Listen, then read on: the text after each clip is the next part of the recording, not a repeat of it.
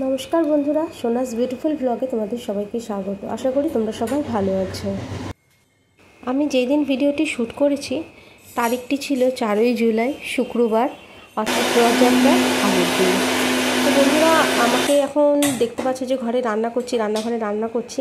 তো সকাল থেকেই তো আমি সব কিছু শেয়ার করি যে আমি মার ওখান থেকে আসি, এসে সব বাজারে যাই, বাজার থেকে তারপর বাড়িতে আসি, এসে সব কিছু কাজকর্ম করি, বাসি কাজকর্ম করি, তারপরে গাছে জল দেওয়া থেকে শুরু করে জামা কাপড় কাচা মেলা সব কিছু। তো বন্ধুরা, আজকে আমি আর সকাল থেকে কোনো ভিডিও শ্যুট করিনি। আমি এই যেই সময় থেকে দেখছো আমাকে কাজ করতে, এই সময় থেকেই করেছি। কারণ আমার মাঝে মাঝে মনে হয় যে তোমাদেরকে কি দেখাবো, যে সেই তো সকাল থেকে যা কাজ করছি সেটাই দেখছো, তারপরে এসে জামা কাপড় ধোয়াচ্ছি, ঘর বারান্দা পুচ্ছি, গাছে জল দিচ্ছি, সে একই জিনিস দেখাতে দেখাতে হয়তো তোমরাও বোর ফিল করবে, আমারও বোর লাগে। তাই আমি ভাবলাম যে আজকে সকাল থেকে ভিডিওটা করব না, আজকে ঠিক রান্নার সময় থেকেই ভিডিওটা করব।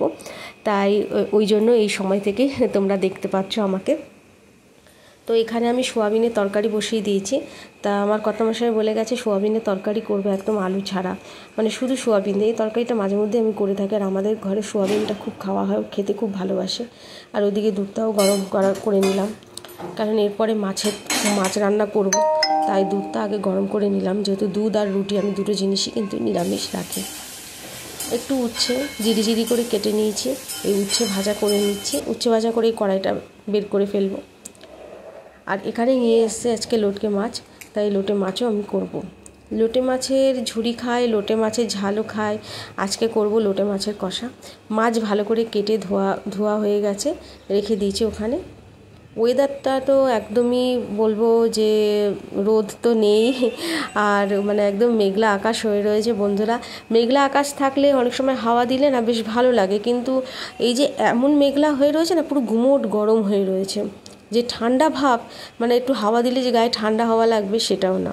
এদিকে বিছানা টিছানা সব এরকমভাবে পড়ে রয়েছে, এখনও অবধি কিচ্ছু গোছায়নি। আমার কর্তামশাই এই যে পুজো দিয়ে উঠে বারান্দায় দাঁড়িয়েছে, কী দেখছে কী জানি, মাথা নিচু করে বারান্দায় দাঁড়িয়ে কী দেখছে জানিও না। আমি তো এখানে দাঁড়িয়ে দেখছি ওকে। তোমাদের সাথে কথা বলতে বলতে এদিকে আমার লোটে মাছের কষাও কিন্তু হয়ে যাচ্ছে। আর এদিকে আমি দুপুরের খাবার আমি ব্যাগে ভরে দিয়েছি, কারণ সকালে টিফিনটা এখানে খেলে দুপুরের খাবারটাও মার ঘরে গিয়ে খেয়ে নেবে। তাই তারপরে তো রয়েছে সব কাজ, এখানে গ্যাস মোছা, তারপরে ঘরটা মোছা, তারপরে হচ্ছে বাসন মাজা, সব কিছু রয়েছে। তো ওকে এদিকে গুছিয়ে দিলাম। ওকে গুছিয়ে দিলে কেউ বেরিয়ে গেলে তারপরে আমি বাকি কাজগুলো এবার করব। এক হাতে ছাতা, এক হাতে প্যাকেট নিয়েছে। এবার আমাকে বলছে খাবারের ব্যাগটা কোন দিকে নিই, কেন মাছের রয়েছে, খাবার রয়েছে এখানে। তো বেরিয়ে গেলে এখন আমার বাকি কাজগুলো করে নিতে হবে, সব পড়ে রয়েছে। মানে রান্না পুরো কমপ্লিট, রাত্রির খাবারও হয়ে গেছে। এবার রাত্রির রুটিটা আমি রাত্রি করবো। আর এখন এই যে গ্যাস মোছা, তারপরে ঘর পরিষ্কার করা, বিছানা পরিষ্কার করা, এগুলো সব আমাকে এখন করতে হবে। একদিকে এটা আমার একটু সুবিধেই হয়, একটু কেন অনেকটাই সুবিধা হয় বন্ধুরা। আমি সেটা বলছিলাম, এটা অনেকটাই যে সুবিধাটা আমার হয় সেটা হচ্ছে যে পুজোটা দিয়ে যাওয়ার জন্য আমার অনেকটাই সুবিধা হয়। কারণ ও যদি সকালে পুজোটা দিয়ে দেয়, আমি এদিকে রান্নার এদিকে কাজগুলো করতে পারি। তা আজকে তো যেহেতু বিছানাটা আমি সকালবেলা উঠে গুছিয়ে নিই, আজকে ও দেরি করে ঘুম থেকে উঠেছে বলে আমি বিছানা গোছাইনি। তো এখন এই যে এই কাজগুলো রয়েছে, এই কাজগুলো এখন আমি করবো, করে তারপরে বিছানা গুছিয়ে তারপরে ঘরটা মুছবো, তারপরে স্নান করে আমি ঠাকুরের নাম নেব, তারপরে হচ্ছে বাকি কাজ করবো। তো রোজই তোমাদের সাথে সকালবেলা ঘুম থেকে উঠে এই বাসি কাজ সারা, ঘর বারান্দা মোছা, সব কিছুই দেখাতে থাকে। কিন্তু মাঝে মধ্যে মনে হয় এগুলো দেখতেও হয়তো তোমরা কোনো সময় এও হতে পারে যে এগুলো দেখতে তোমরা বোরিং ফিলও করতে পারো। তা আজকে আর সকালে কোনো ভিডিও করিনি, আজকে অনেক বেলা করে মানে রান্না করছি তখন থেকে ভিডিওটা করছি। তো তোমরা দেখো ভিডিও, তোমাদের সাপোর্টের ভীষণ প্রয়োজন, কারণ তোমাদের সাপোর্ট ছাড়া এগিয়ে যাওয়া সম্ভব না। এটা যা আমাদের মতো যারা ছোটো ছোটো ইউটিউবাররা রয়েছে তাদের সবার ক্ষেত্রে একই ঘটনা, যে তোমাদের সাপোর্ট ছাড়া, মানে একে অপরের সাপোর্ট ছাড়া এগিয়ে যাওয়া সম্ভব না। তো বন্ধুরা কাজ শুরু করতে থাকে, তোমরাও ভিডিও দেখতে থাকো।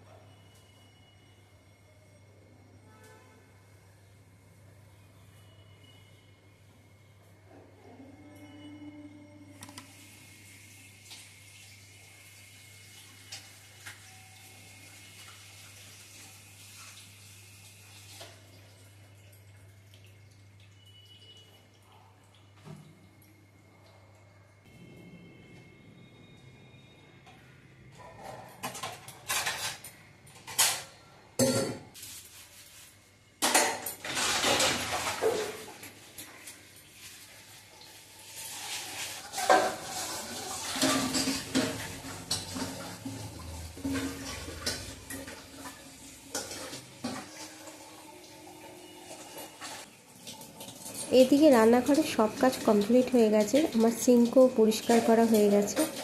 মুখটা ঘেমে উঠেছে, বললাম না ওই যে গুমোট গরম, তাই একটুখানি জল নিয়ে মুখে একটু জলের ঝাপটা দিয়ে নিলাম।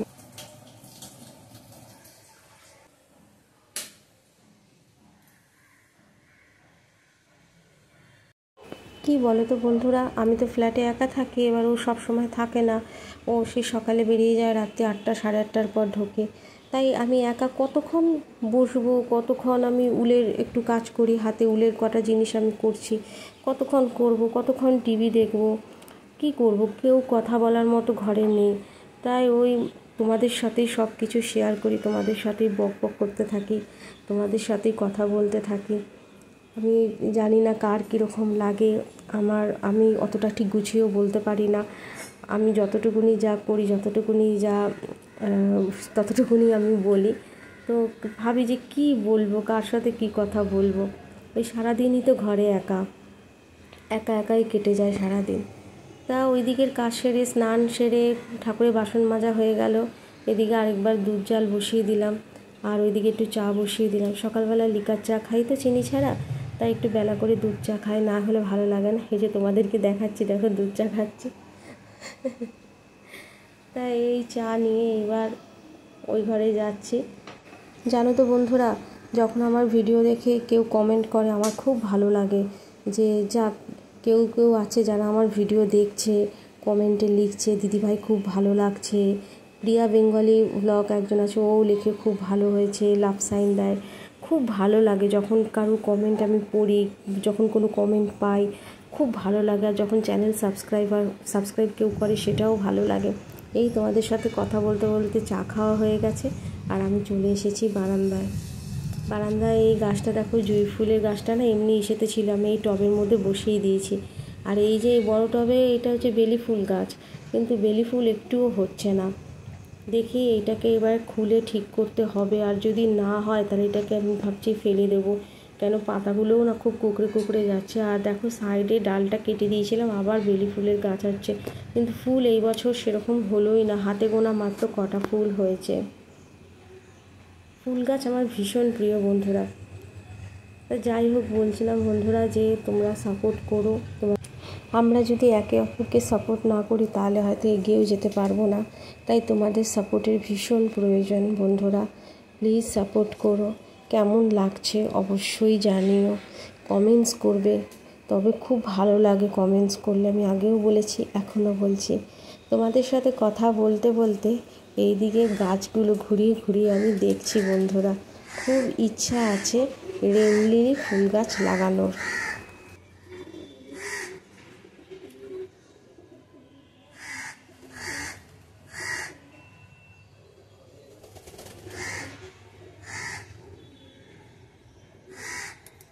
এই রেন লিলি ফুল শুধুমাত্র বর্ষাকালেই হয়, আর কোনো সময় হবে না। বাকি সময় দুব্বর মতো, ঘাসের মতো উঁচু হয়ে থাকবে, তারপর একটু ছেটে দিতে হয় বর্ষা আসার আগে।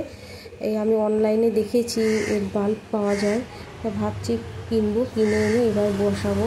ফুলগুলো কালারগুলো এত সুন্দর হয় না, দেখতেও ভালো লাগে, বেশ গোছা ভরা ফুল হয়। তার সাথে সাথে আমি টিউবরোজ দেখেছি, আরও অনেক কিছু ফুল দেখেছি বন্ধুরা, যেগুলো আমার খুব লাগানোর ইচ্ছে আছে। আমার ফুল ভীষণ প্রিয়। আর এই দেখো নীলকণ্ঠ ফুলের গাছটা কিছুদিন আগে ছেটে ছোট করে দিলাম, আবার বড় হয়ে গেছে। দেখো কত বড় হয়ে গেছে গাছটা।